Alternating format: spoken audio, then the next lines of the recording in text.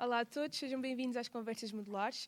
Este é um podcast da Carbo Basalto Composites, em parceria com o Teatro Mosca, e é realizado no Espaço Amas, o Auditório Municipal António Silva. Hoje connosco temos o João Cunha. Boa tarde. Boa tarde. E temos também aqui o João Tavares, que vai-nos aqui dar uma ajuda a mediar esta conversa e talvez a tornar as coisas mais interessantes também. Boa tarde. Pronto, João, não sei se quer apresentar. Sim, posso-me apresentar. O meu nome é João Cunha, sou engenheiro civil. Trabalho na rede franchising Melam Obras e querido Mudei a Casa Obras.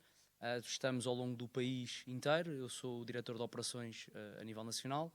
Temos mais de 100 franchisados connosco. Fazemos mais de 3.000 obras por ano e temos já um volume de faturação acima dos 30 milhões. E pronto, a Melam e o querido Mudei a Casa acabam por ser bastante conhecidos no país, até pelo programa. Sim, claro. Há muitos queridos por Há aí. muitos queridos e já são há muitos anos. É um dos programas mais antigos da televisão portuguesa. Se não é o primeiro, é o segundo. Exato, acho que toda a gente conhece e que se calhar toda a gente queria saber um bocado mais, agora que o programa acabou, como é que isto funciona? Porque antes era quase aleatório. Sim, o programa é um programa de televisão ao final Claro. do dia e claro que muitas vezes os clientes perguntam-nos ou pedem-nos para que seja igual. A parte de vendar o cliente e mostrar a surpresa final é uma coisa que conseguimos e fazemos de vez em quando, mas depois, como é óbvio, o próprio programa tem uma logística muito própria de preparação, semelhante a uma obra, mas que está feito para ser um programa de televisão, Claro. com todas as circunstâncias adjacentes a isso. E enquanto que nas obras nem sempre é assim, mas tentamos, os prazos nós fazemos por cumprir e lutamos sempre por isso. Não conseguimos fazer às vezes as obras em 48 horas, porque há obras que têm maior dimensão. Claro. E os franchisados por todo o país? Sim. Ilhas também? Ou... Sim, neste momento não temos representação nos Açores, já tivemos, mas temos na Madeira já há algum tempo. E nos Açores tivemos também durante muitos anos, mas pronto, entretanto, essa unidade acabámos por terminar a relação comercial que tínhamos com ele. E estamos, obviamente, sempre à procura.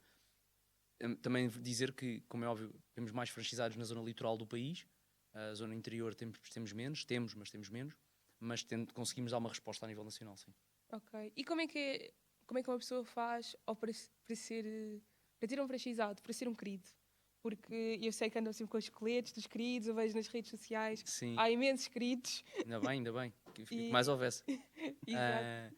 Sim, é um processo de seleção que nós fazemos através da nossa equipa de expansão, que identifica eventuais empresários, empresários de construção civil, investidores, pessoas que acabam de sair da faculdade, também temos alguns, e que querem montar o seu negócio e passam por um processo de seleção connosco e depois, cumprindo os requisitos, acaba por assinar contrato connosco e obviamente depois a equipa de operações trabalha para que esse contrato vai evoluindo e as empresas vão crescendo e felizmente a grande maioria delas é o que acontece.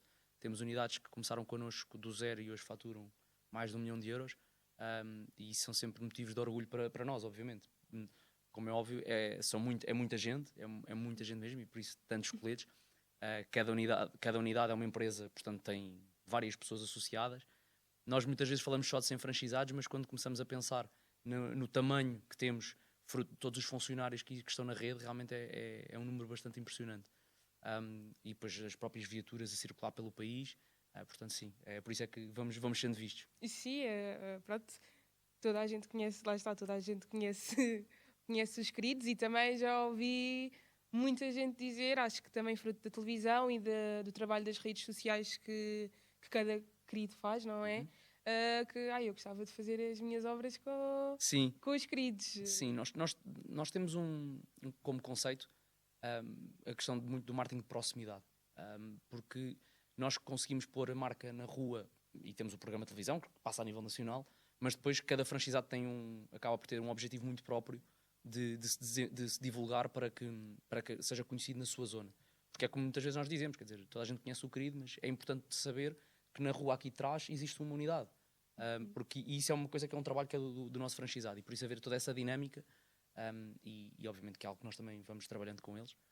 E depois, para além disto do marketing de proximidade, preocupamos-nos muito com o voto de confiança do cliente. nós, nos últimos anos, temos ganho vários prémios. O prémio 5 estrelas, que já vamos em 8 anos. O prémio da escolha do consumidor, que já vamos em 5 anos. A marca mais recomendada, que já vamos no 3º ano. O da Market Test, que durante ganhámos muitos anos. E todos estes prémios, para nós, são um motivo de orgulho, mas, acima de tudo, são também fruto do trabalho que nós fazemos. E nós preocupamos muito com a reputação, que era uma coisa que há uns anos atrás, se calhar, não se falava tanto no setor, e hoje já se fala muito mais. E portanto, nós realmente pensamos muito na reputação, porque sabemos que é isso é que amanhã nos vai dar outros resultados. E, portanto, é um pouco por aí. Então, pronto, por esses prémios e pelo feedback das pessoas, não é só fazer as obras, é também toda a experiência de... Sim. Há um prémio que eu por acaso não referi e que se calhar até, não vou dizer que é o mais importante porque todos são importantes, mas há um prémio que eu gosto sempre de destacar, que é o Prémio Mercúrio, que foi um prémio que foi a sociedade civil que nos mandou um convite para uma gala, para irmos receber um prémio. Nós não fizemos rigorosamente nada sobre isso, não houve uma inscrição, não houve uma candidatura, não houve nada.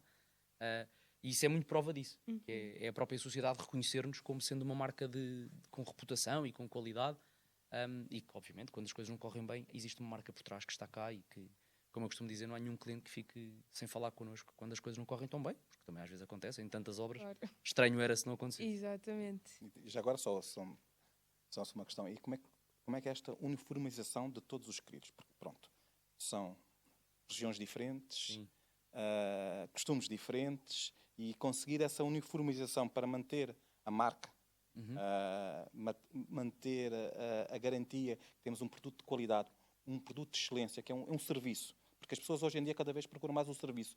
Não só a marca, o produto, mas o final, a experiência total. Isso é uma pergunta curiosa, porque efetivamente é um desafio. É um desafio porque estamos a falar de pessoas diferentes, realidades diferentes, empresas diferentes, poder de investimento diferentes de cada empresa. Portanto, a nossa estratégia é sempre muito adaptável a cada um deles. E temos realidades dispares. E eu acho que esse é claramente... Existem outras redes de obras e de outras coisas e de outros serviços. E nós, efetivamente, conseguimos sempre construir o nosso caminho e ao longo destes anos, muito fruto desta noção clara de que são 100 empresas, são 100 pessoas diferentes, são 100 realidades diferentes, e que ou nós conseguimos adaptar-nos, ou seja, implementar procedimentos, obviamente, mas ao mesmo tempo também adaptarmos, e depois, verdade seja dita, e eu tenho mesmo que dizer isto, nós aprendemos muito com os nossos franchisados. Nós temos franchisados que nos ensinaram muita coisa e que nós pegámos nisso e replicámos. Por isso é que eu acho que nós somos uma rede estável e forte aos dias de hoje, muito fruto dessa nossa, eu vou-lhe chamar humildade de aprendizagem. Capacidade de ouvir.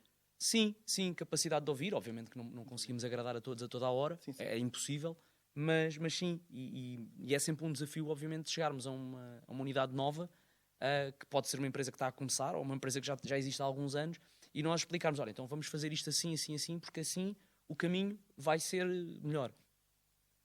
Nem sempre isto é aceito logo à primeira. E depois nós temos que explicar o porquê e ver com eles como é que então vamos fazer à forma dele, mas chegar lá.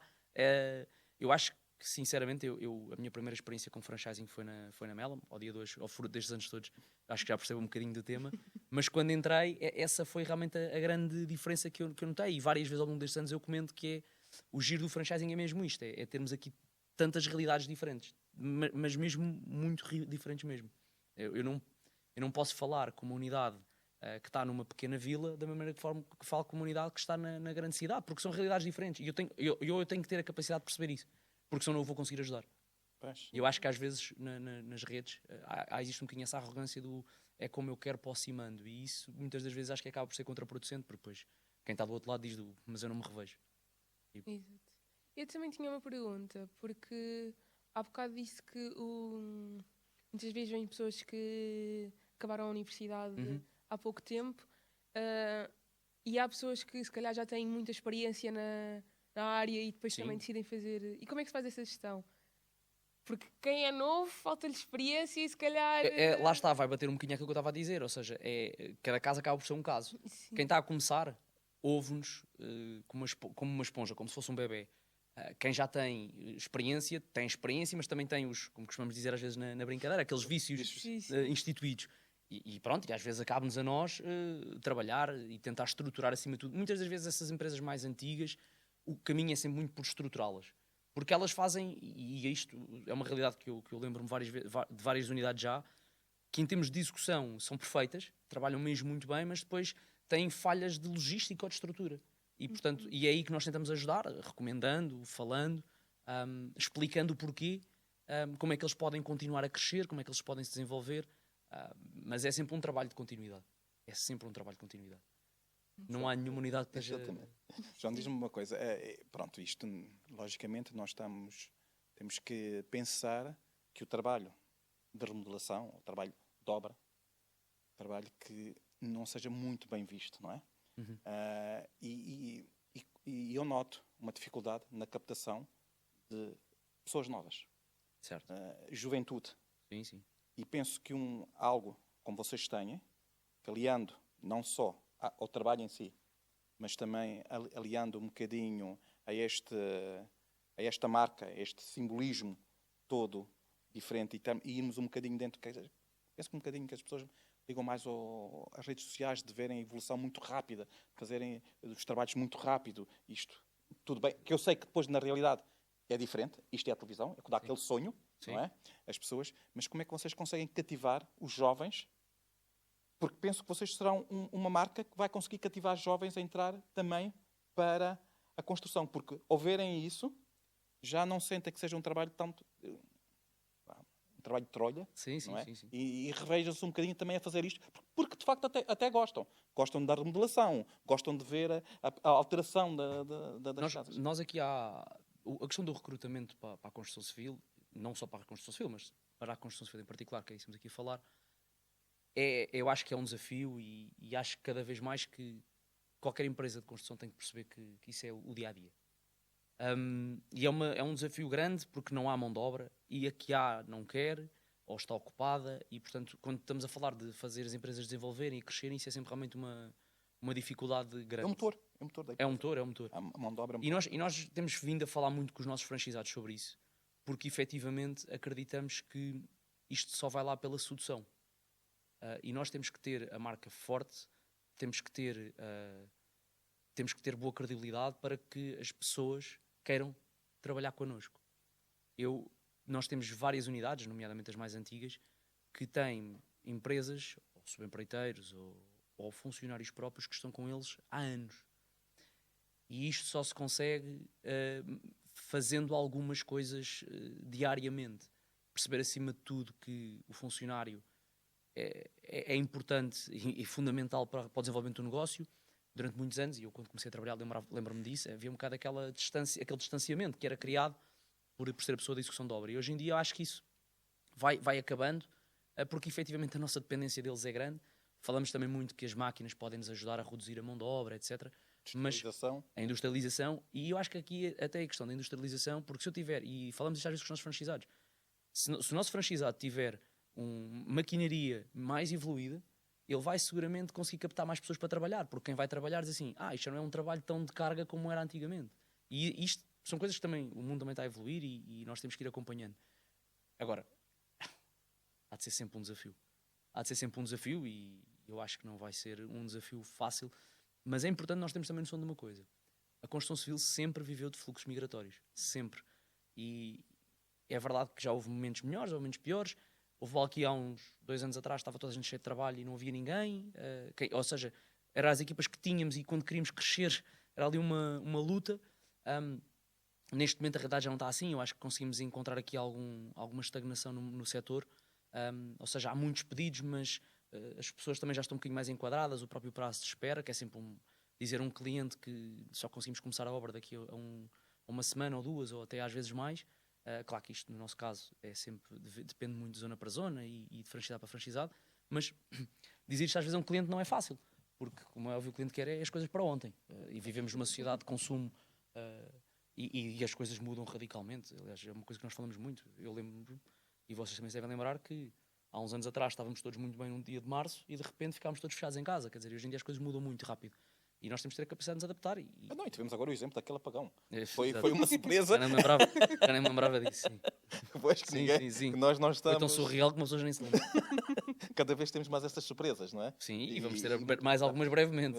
Sim, parece-me certo. Brevemente. Parece-me certo, sim. Nicole, pronto, pegando aqui um bocadinho também no que o João está a falar, e isto tem estas faixas etárias aqui diferentes, né? Um bocadinho aqui bem vincadas. O que é que tu notas, e estou agora a perguntar também a ti, Sim. o que é que tu notas que se podia aliciar para os jovens mais poderem ir a este tipo de trabalho? Boas condições de trabalho e acaba por ser isto em todo lado um bom salário, porque se as pessoas, se há esta necessidade, não é? Porque lá está, a mão de obra é o motor da empresa. Sem eles a empresa não anda. Esse valor também é visto monetariamente, não apenas porque por muito que queiramos beneficiar e ser os melhores patrões e tudo mais, se ao fim do mês eles têm um salário que não lhes dá para pagar a casa, o carro, a escola dos miúdos, ou pronto, ou até se for um jovem como eu, quer ir sair à noite, não consigo pagar o meu jantar, porque tenho que pagar outras coisas, não vai ser um trabalho que seja aliciante de todo. Eu acho que nós tem que se investir bastante na formação, porque também eles sentirem, não, isto é uma coisa que eu sei fazer, onde toda a gente sabe fazer. Não chega aqui qualquer um e faz. E também ao sentirem, se calhar, não, o que tu estás a fazer é uma coisa que tu sabes fazer, porque se tu fores pedir ali ao senhor do lado, ele não vai fazer tão bem como tu, dar massajar ali o ego das pessoas também faz. Eu faz concordo a 100% com aquilo que a Nicole disse. Acrescentaria só aqui algumas coisas que é... e até se cá vou começar um bocadinho ao contrário. Eu acho que aquilo que falávamos há um bocadinho de termos máquinas melhores, ferramentas melhores, acho que é uma forma também de cativar. Até porque, falando... eu acho que acho que já começa a haver muita gente a ter noção disto, mas quem hoje em dia quiser ser técnico de algo vai ganhar o dinheiro que quiser, porque são cada vez menos. Sim. E portanto, e nós vemos, eu costumo dizer, um bom carpinteiro, trabalho vai ter sempre. E pode pedir um bocadinho mais porque há tão poucos, ou a necessidade é tão grande que vai haver cada vez mais. Um serralheiro é a mesma coisa. E um pedreiro é um bocado a mesma situação. Um canalizador, um eletricista. O eletricista já é um bocadinho diferente, porque sempre foi um bocadinho diferente, para melhor. Mas todas as especialidades, cada vez mais, se forem especialistas realmente, e isso hoje em dia é uma dificuldade grande, se forem especialistas, eu acho que é uma forma também de cativar, porque isto vai bater um bocadinho aquilo que a Nicole estava a dizer. Ou seja, se eu for mesmo especialista como serralheiro, eu se calhar vou ter condições que eu não tinha no outro lado qualquer. E é verdade que sempre se ganhou bem nas obras os funcionários, mas eu acho que hoje em dia, então, quanto mais especialista se for, eu acho que melhor se consegue. E eu acrescento aqui outra coisa também, que é a própria gestão de equipas e a forma como gerimos uma equipa. Eu geri equipas com 25, 26 anos e tinha muitos homens a meu cargo na altura em obra. E isto era uma coisa que nem se falava. Quer dizer, a gestão de equipa era ele tem que fazer, ele tem que fazer. E hoje em dia que tenho uma equipa totalmente diferente, uma equipa mais pequena, mas é aquilo que eu sinto sempre é, do outro lado, antes de ser um funcionário está uma pessoa. E essa pessoa tem uma consulta, às vezes num horário que não dá jeito. Essa pessoa tem uma família, tem um filho que fica doente, tem uma festa do filho na escola, tem um familiar que está muito doente e que é uma pessoa muito importante para ela. Pode até não ser o pai ou a mãe. E eu acho que é importante quem faz a gestão das equipas também perceber isto. Porque eu costumo dizer que é máxima liberdade com máxima responsabilidade. E eu acho que isto é algo que também na nossa... Nós temos, em termos de sociedade, acho que temos que evoluir um bocadinho em termos de como é que vemos o emprego. Porque nós somos muito do chefe. O chefe diz para fazer e eu tenho que fazer. E eu acho que as coisas não têm que ser necessariamente assim. As pessoas têm que ser responsáveis pelo que fazem. E têm que saber aquilo que estão a fazer. E eu acho que se a pessoa se for sentindo responsabilizada, valorizada... Eu hoje tenho uma consulta e ninguém me disse nada. Não, ninguém me disse nada, não. Foi, olha, eu tenho uma consulta. Eu às vezes, com a minha equipa, digo isso. Olha, amanhã tenho uma consulta às 3 da tarde. Disse, ok, tudo bem, qual é a questão? Mas eu depois volto logo. Voltas quando estiveres despachada. Porque depois, como é óbvio, há aquele dia, e ainda esta semana aconteceu, que se for preciso é até às 10 da noite. É o que é. Exato. E nós, por exemplo, para nós, o processo do fecho do mês é sempre um processo que é todos os dias, é sempre até à última. Portanto, e se eu quero isso, depois também tenho que dar do outro lado.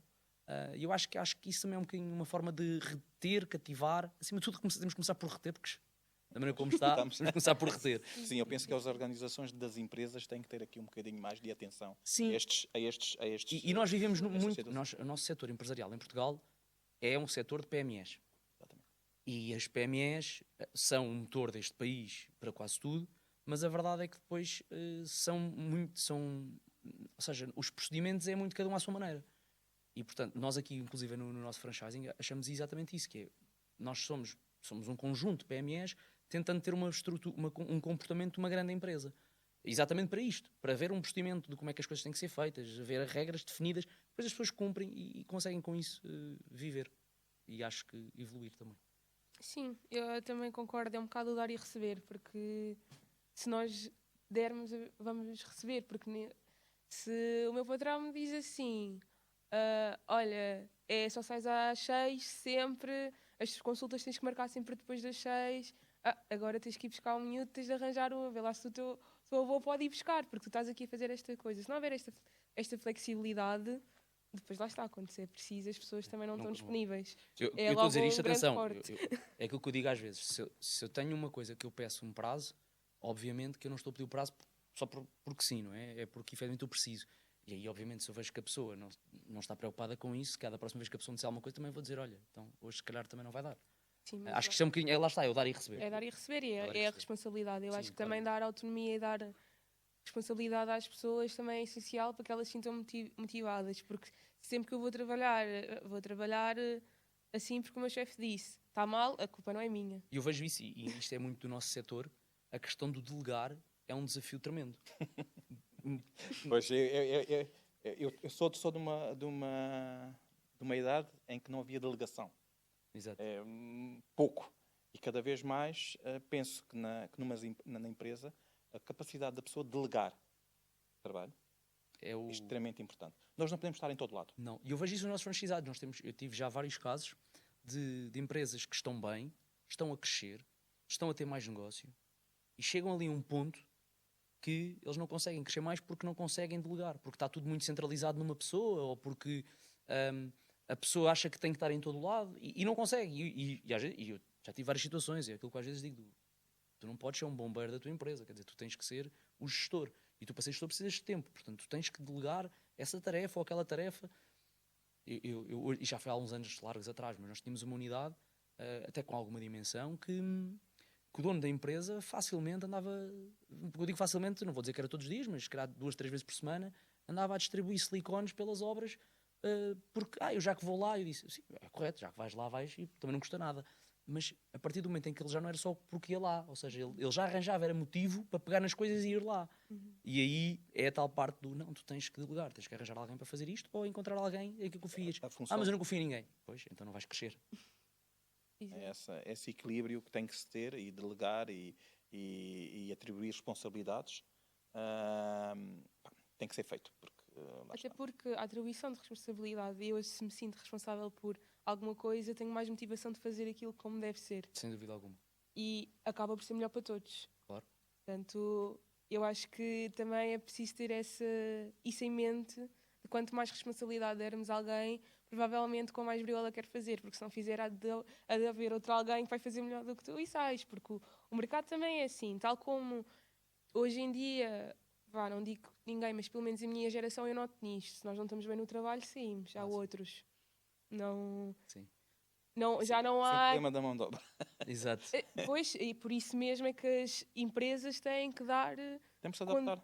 E têm de dar condições. Nós, por acaso, lá na Melam, conseguimos ter já uma equipa já com alguns anos de casa. Mas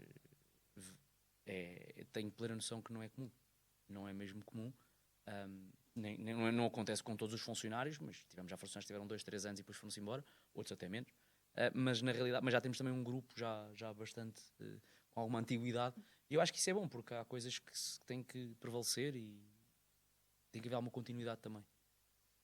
Sim, eu acho que isso, a meu ver, e pronto, eu acabo por estudar um bocado esta parte, a meu ver, as pessoas vão prevalecer se se sentirem úteis. É preciso nós nos sentirmos úteis, é preciso nós nos sentirmos responsáveis, é preciso... Não, a empresa precisa de mim porque eu sou útil. E também, além disso, ter os valores... Se for uma empresa com bons valores Sim. e os valores estiverem alinhados, tudo quanto melhor. Se for alguém que... Não, eu estou aqui porque eu recebo bem, mas se ali eu recebo melhor, isto é o suficiente para sair. Mas se for outra pessoa que não, eu estou aqui, ali posso receber melhor, mas aqui eu estou mesmo bem e E há sinto-me coisas que às bem... vezes eu acho que não paga. Por exemplo, estávamos a falar isto um bocadinho. Eu acho que às vezes não é. Quando uma pessoa tem a liberdade para ir a uma consulta com o filho ou ir ao dentista ou o que for, eu acho que isso, quando as pessoas estão a fazer depois, lá está. Não pode.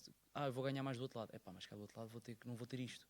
Exato. Acho que isso é uma forma de também reter as pessoas. Eu acho que é importante conseguir Sim, reter as sim. pessoas. E Até porque quem faz as empresas são as pessoas, Exato. Exatamente. ao final do dia. Sim. Ao final do dia Mas lá isso. está, tem de haver aqui uma conjugação de valores, porque de facto podem fazer isto tudo. Se é uma pessoa que se calhar não necessita disto e quer é dinheiro, podem. Olha, eu quero é dinheiro.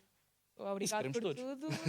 Isso Claro, queremos mas eu acho que há pessoas que mesmo assim têm Sim, mas claro. outras ambições, mas. E Mas também há acho... uma diferença muito grande de gerações. Isso eu noto. É Isso eu geracional. noto. Sim. E isto temos que nos entender e criar aqui esta simbiose de cativar os jovens e nós que estamos cá, as gerações mais antigas, perceber que nós antigamente entrávamos para um trabalho e tínhamos que obedecer e tínhamos que fazer as coisas. E tínhamos aquela dificuldade, olha, se vamos perder o trabalho, não sabemos onde vamos ficar. E hoje em dia há este desprendimento. Facto. Porque também a nossa geração trabalhava e conseguia as coisas.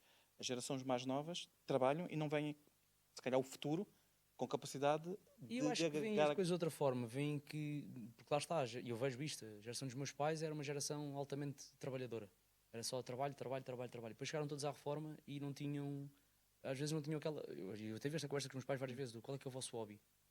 O nosso hobby é trabalhar. Trabalhar, pois. Pois, mas agora já não trabalhas. E agora vais fazer o quê?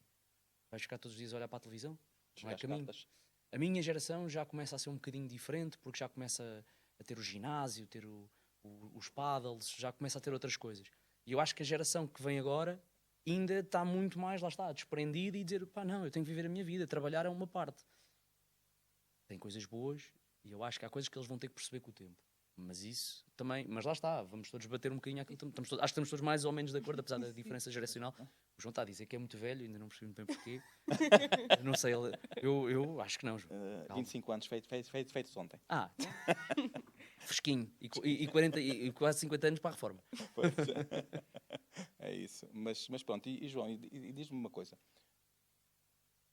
Tiveste a tua formação em Engenharia Civil. Depois, pelo que percebi, andaste em algumas empresas dentro dessa área. Sim. E mudaste para este projeto do querido. É uma história gira essa. Era esta. É uma história gira. O que foi, o que fez fazer esta mudança, este clique e viraste? Eu acho que não sabia que estava a fazer o clique. Por isso é que eu acho que a história é engraçada. Porque eu quando acabei o curso, fui estagiar para uma empresa de obras públicas. Ia fazer um estágio com o diretor de obra. Quando eu tirei o curso, eu sempre quis obra. Nunca quis projeto. Achei sempre que eu era uma pessoa de obra. E fui estagiar com um engenheiro, com o diretor de obra, mas ao fim de nem uma semana, o orçamentista da empresa despediu-se e disseram-me: és engenheiro civil, não és? Eu sou. Pronto, então agora o departamento de orçamentação está contigo. E eu, porreiro, isso parece-me giro. Mas eu não sei preços, eu não sei concorrer a um concurso. Não te preocupes que nós ensinamos, tem sempre mais ou menos a mesma coisa. E aprendi uma coisa nessa empresa que achei genial, que foi uma pessoa que me estava uma vez a dar preços, dizia-me: João, os preços, este preço são 11 euros metro quadrado. Eu, qual foi a conta que fez? Não fiz nenhuma, está na minha cabeça. E eu, está na sua cabeça? Fazia muita confusão aquilo, porque não era aquilo que eu tinha aprendido na faculdade. E hoje em dia, agora já não tanto nestes últimos anos, mas hoje, durante muito tempo perguntavam-me um valor e eu respondia de cabeça. Mas como é que sabes isso? Sei de cabeça. E tinha aqui quase uma enciclopédia de valores de metro quadrado na cabeça. Entretanto, tive uma proposta para ir para uma obra muito grande, que foi a Fundação Champalimau, Eu acho que hei de acabar a minha carreira e nunca vou mais voltar numa obra tão grande. Éramos 1000 homens por dia a trabalhar. Era uma coisa louca mesmo, que eu adorei. Eu no fim já estava muito, muito farto, ou muito, não era farto, era cansado, mas adorei. E olho sempre com muita saudade e fiz uma promessa a mim mesmo, que até hoje estou a conseguir cumprir, que é não ter que lá entrar para fazer nenhum tratamento. Exatamente. Mas a verdade é que foi uma obra onde eu aprendi quase tudo.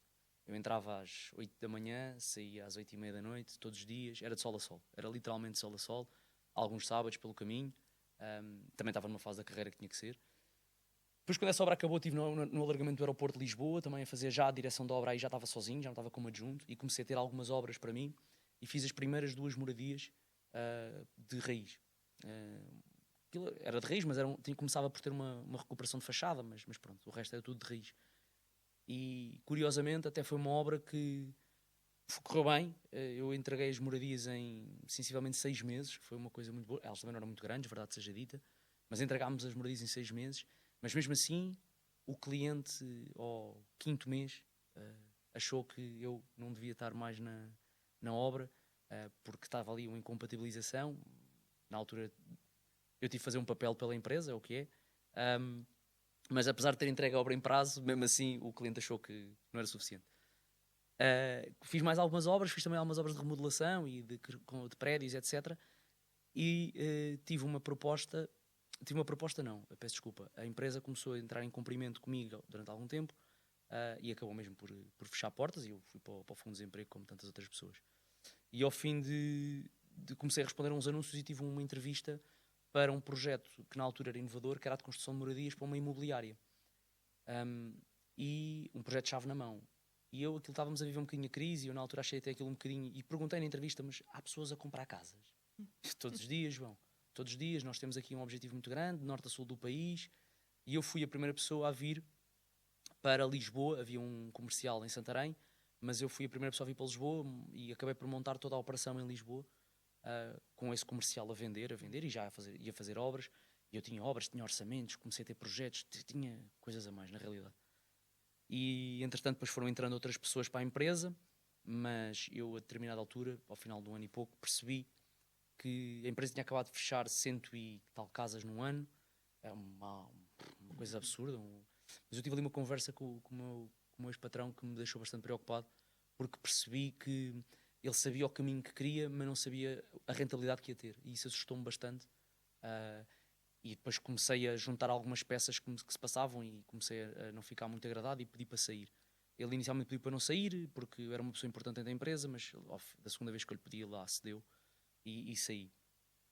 E quando saí percebi eu percebo disto, eu para casa não vou, que não é do meu feitio, portanto tenho que ir trabalhar. E tinha sido contactado pela imobiliária, por um diretor comercial de uma Remax, para ir para uma Remax vender casas. E eu peguei e disse-lhe, marquei uma reunião com ele, e ele pegou e levou-me eu disse-lhe de onde é que vim, e ele disse, nós temos aqui um projeto semelhante que lançámos agora. Eu, pronto, parece-me giro, mas da maneira como vocês estão a fazer isso, acho que não é bem assim. Ele levou-me a uma reunião de agentes da Remax, onde isso foi apresentado, e eu saí dessa reunião e disse-lhe, olha, eu acho que vocês estão a fazer tudo ao contrário. E ele ficou a olhar para mim e disse, sério, porque vocês estão a montar isto de uma forma que não é, assim não acho que seja muito vendável. Ele, olha, podes falar com estas pessoas. E eu mandei um e-mail, para uma pessoa que já nem está na Remax Portugal, a dizer, olha, eu assisti à sua apresentação e eu acho que da forma como vocês estão a fazer não é muito, não sei, tenho aqui algumas coisas que se calhar poderia sugerir.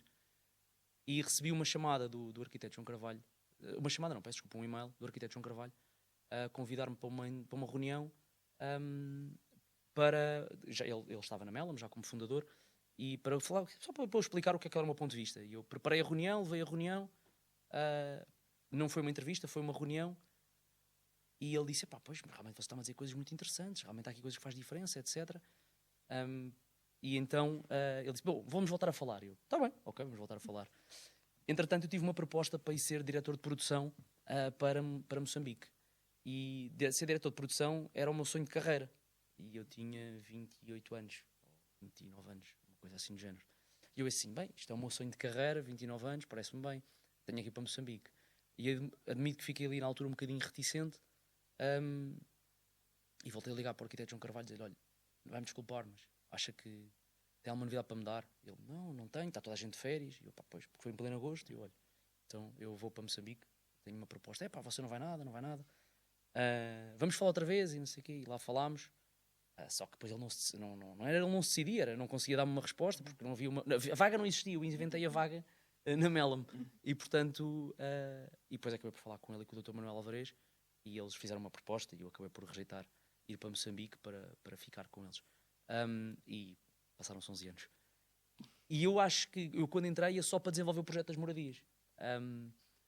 E ao início o meu primeiro choque foi então, mas eu, enquanto diretor de obra, eu dizia para fazerem, e tinha que ser assim, e o preço tem que ser este. E depois comecei a perceber, bom, não é bem assim. Há aqui realidades diferentes, comecei a perceber, as coisas correram minimamente e acabaram por me passar mesmo para a equipa de operações pura e dura. E fui desenvolvendo o meu trabalho, fui ficando, fui sendo valorizado em alguns momentos, comecei a criar uma rede de franchisados e com quem tenho relação, e hoje alguns deles têm relação pessoal. E isto foi evoluindo. Portanto, eu acho que eu nunca decidi afastar-me a 100% das obras. Eu acho que surgiu, porque claro que hoje em dia às vezes olho e digo: pá, eu gostava de fazer obras, depois faço as minhas e depois penso: foi giro, já matei saudades. Mas pronto, acho que eu nunca, não foi uma decisão consciente, é isso que eu queria dizer. Se calhar alonguei-me aqui um bocadinho neste percurso, mas não foi uma decisão consciente, foi uma coisa que acabou por acontecer. E pronto, cá estou eu. E 11 anos. 11 anos, depois. 11 anos. Sim, já passei por algumas funções dentro da empresa e atualmente tenho a responsabilidade de fazer as coisas acontecer no país inteiro. Uau! Porque acaba por ser ter uma carreira bastante grande, mas ainda é jovem. Obrigado. Depois, Obrigado. Somos sempre jovens, é mesmo. Mas já tenho mais do que 25 anos. Mas sim. Mas sim, porque e com esta responsabilidade, pelo menos, não sei, eu sou aqui a mais jovem dos três, mas a minha percepção é, se calhar só vamos ter assim algum tipo de sucesso ao chegar ao projeto da carreira, não é? Foi consigo aos 29 que acabou por não aceitar, mas eu se calhar só penso, se calhar lá para os 35, 40. Eu acho que isso depende de caso para caso, mas é um facto. Muitas vezes, eu várias vezes olhei dentro da Melam, mas eu estou aqui há tanto tempo e as coisas parece que não estão a evoluir como eu gostaria. Acho que todos passamos por isso. Mas depois às vezes as coisas acabam por ir acontecendo. Obviamente que também as pessoas não têm que ficar se não estiverem contentes. E eu sempre estive minimamente bem. Portanto, acho que é um bocadinho uma coisa levou à outra. Acho que é mesmo. Obviamente que isso sai-me do corpo. Porque quase todas as semanas estou fora de Lisboa um dia ou dois. Gostava de estar mais ainda para conseguir estar com toda a gente. Fico sempre com a sensação eu não visito as unidades que devia visitar, visitei pouco, hoje só consegui visitar 2. E o meu trabalho não é só visitá-las, muito longe disso. Eu tenho que estar perto deles, obviamente, mas tenho uma equipa para fazer isso. Eu tenho que estar noutra posição a pensar um bocadinho as coisas. E às vezes há muito esse sentimento de não conseguir chegar a todo lado, mas acho que faz parte. Sim, lá está, é o delegar. Mas sai do corpo. Sim, mas pronto, tem que ouvir as queixas, tem que ouvir as coisas boas. Eu costumo dizer que normalmente quando chega a mim é porque já alguma coisa não está... Não está a correr bem. Normalmente é isso. E como é que se consegue motivar? Porque pronto, temos a marca, mas temos que motivá-los também. Claro. E temos de estar sempre a criar algo. Porque pronto, independentemente disso, vem de um grupo que é a Remax. Sim. O grupo Remax sabe-se como se trabalha. Há um bocadinho esta experiência, mas vocês como conseguem também motivar estas pessoas que, ao cabo, não fazem de um grupo Remax do agente imobiliário, mas é da área de construção, e consegue-se motivá-los porque é fácil. Eu acho A é fácil. É e quando há problemas, há alturas de crise, e quando há falta de... Por exemplo, a crise pode ser falta de uma mão de obra que houve estes 2 anos. Era terrível. Sim. As empresas não conseguiam seguir em frente, não Verdade. conseguiam, tinham um trabalho, não conseguiam dar resposta aos clientes. Sim. E custa-nos, sofre, faz-nos sofrer. Eu não consegui dar resposta ao meu cliente. Eu não consegui concretizar. Eu cada vez que digo a um cliente não tenho disponibilidade, fico logo doente. É verdade. E se calhar não fico tão doente como ficava, porque acaba por ir acontecendo, não é? Mas é sempre aquela coisa de estamos a perder uma oportunidade de negócio. Claro, a questão da valorização acho que é sempre importante para motivar. Claro que quando uma unidade está connosco há 10, 15 anos, às vezes é complicado conseguir ainda arranjar motivos novos, porque já há muita coisa que aconteceu. Mas nós vamos tentando pela questão da valorização, mas ao final do dia a motivação deles tem que ser porque estarem connosco, estão a ganhar dinheiro e estão a evoluir os negócios deles e melhoraram as vidas deles. Isto tem que ser claramente aquilo que os vai motivar a isto. Ao final do dia, por muito que o João seja simpático, por muito que eu tenha uma equipa bestial, ou eu consigo, enquanto marca, ir gerando valor acrescido financeiramente, ou mais tarde ou mais cedo, quando houver um problema, ele vai dizer: estou cansado disto. Acho que é um bocadinho por aí.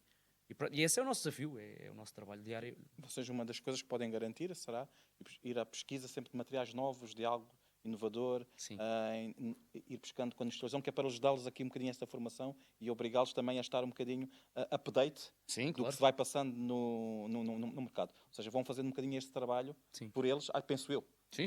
Não sei, mas penso que isso também será algo importante. Nós temos uma central de descontos, onde temos uma série de parceiros protocolados com condições especiais para os nossos franchisados, onde a Carla Basalto está incluída. E até é daí que nos conhecemos. E a verdade a ideia é um bocado essa: eles, enquanto nós franchisados, conseguirem ter boas opções, mas também estarem constantemente a ver existe um produto novo, existe uma coisa nova. Claro que há milhões de materiais, nós não conseguimos chegar a todo lado, mas a verdade é que... Eu não falo só em produtos, falo mesmo em inovação, em algo que possa chamar até atenção. Mesmo. A inovação não é só o trabalho, métodos de trabalho, organizacional, algo assim. A inovação para nós é fundamental porque, e tentamos sempre ter essas tipo de parcerias com empresas que sejam inovadoras, como é o vosso caso. E a verdade é que isto tem que ser transversal a todos, ao material em si, ao software, e nós temos que conseguir ir criando e inovando, exatamente porque é uma forma também de os manter. A inovação, eu acho que é o futuro, é um dos futuros, é uma das coisas importantes de futuro da construção civil. Não podemos estar estanques e produtos novos vão aparecer. Mas não é só a construção civil. Não, é todos. Nós, como seres humanos, temos que estar sempre a inovar, temos que estar sempre e cada vez mais rápidos. Sem dúvida alguma. E isso, a questão do material que é mais rápido, mais eficiente, para nós é fundamental, porque ao final do dia nós queremos entrar, fazer obra e vir embora. E, portanto, temos que socorrer-nos dos materiais que nos podem dar isso. Existem várias opções no mercado, umas melhores, outras piores, mas nós acreditamos que claramente o caminho tem que ser por aí. Até porque depois existe também alguma desinformação e isso também acaba por ser sempre um ponto importante.